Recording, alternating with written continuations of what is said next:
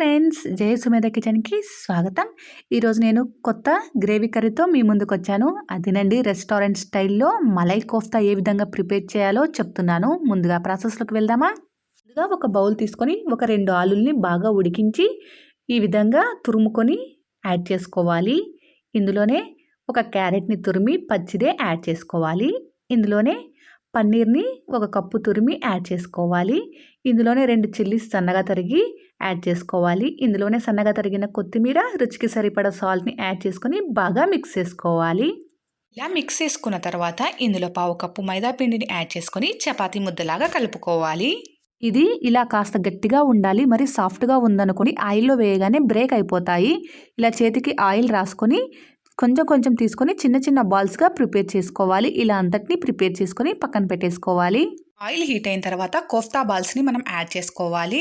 ఇప్పుడు స్టవ్ అనేది medium to లో ఫ్లేమ్లోకి టర్న్ చేసుకుంటూ ఈ కోఫ్తా బాల్స్ని మనం ఫ్రై చేసుకోవాలి.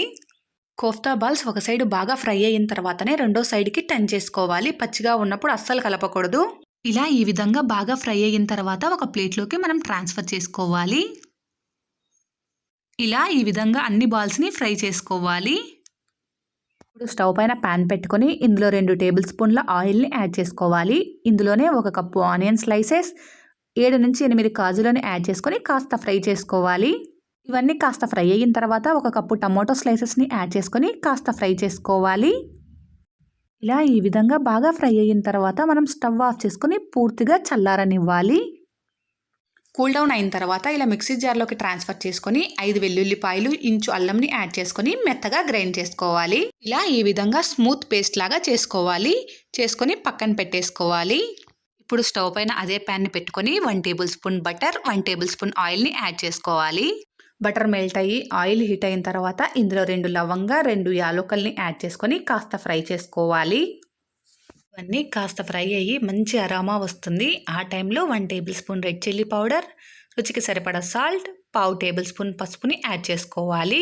ఇందులోనే 1 టేబుల్ స్పూన్ ధనియా పౌడర్, 1/2 టేబుల్ స్పూన్ జీరా పౌడర్, 1 టేబుల్ స్పూన్ గరం మసాలాని యాడ్ చేసుకొని ఈ మసాలాలంతా పచ్చివాసన పోయే వరకు బాగా కలుపుకుంటూ ఫ్రై చేసుకోవాలి.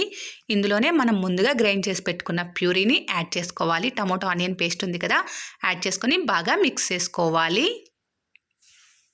ఈ విధంగా బాగా మిక్స్ చేసుకున్న తర్వాత ఇందులో 1/2 కప్పు ఫ్రెష్ మలైని యాడ్ చేసుకోవాలి. ఇది హోమ్ మేడేనండి. మీకు కావాలంటే డిస్క్రిప్షన్ బాక్స్లో ఇస్తాను, ఒకసారి చెక్ చేయండి. ఇలా కలుపుకున్న తర్వాత ఇందులో గ్రేవీకి సరిపడా వాటర్ని యాడ్ చేసుకొని బాగా మిక్స్ చేసుకోవాలి. బాగా కలుపుకున్న తర్వాత దీనిపైన క్యాప్ ఉంచేసి 5 నుంచి 10 నిమిషాల వరకు లో ఫ్లేమ్లో ఉడికించుకోవాలి.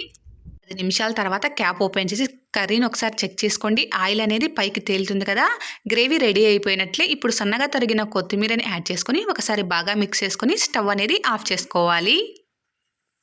ఒక బౌల్ తీసుకొని మనం ముందుగా ప్రిపేర్ చేసుకున్న కోఫ్తా బాలని ఇలా పక్కన యాడ్ చేసుకోవాలి. ఒకదానిపైన ఒకటి అస్సలు యాడ్ చేసుకోకూడదు. ఇలా విడివిడిగా యాడ్ చేసుకొని ఇప్పుడు ప్రిపేర్ చేసుకున్న గ్రేవీని వేడివేడిగా ఉన్నప్పుడే ఈ కోఫ్తా బాల్స్ పైన ఈ విధంగా యాడ్ చేసుకోవాలి.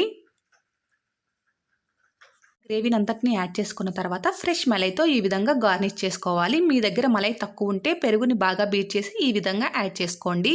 ఇదేనండి, ఎంతో టేస్టీగా ఉండే మలై కోఫ్తా రెడీ అయిపోయింది. చాలా సింపుల్ కదా, మీరు ఒకసారి ట్రై చేయండి. ఎలా వచ్చిందో నాకు కామెంట్ చేయండి. మీకు నచ్చితే లైక్ చేసి షేర్ చేయండి. ఛానల్ని సబ్స్క్రైబ్ చేయడం మాత్రం మర్చిపోకండి. Please subscribe my channel. Thank you.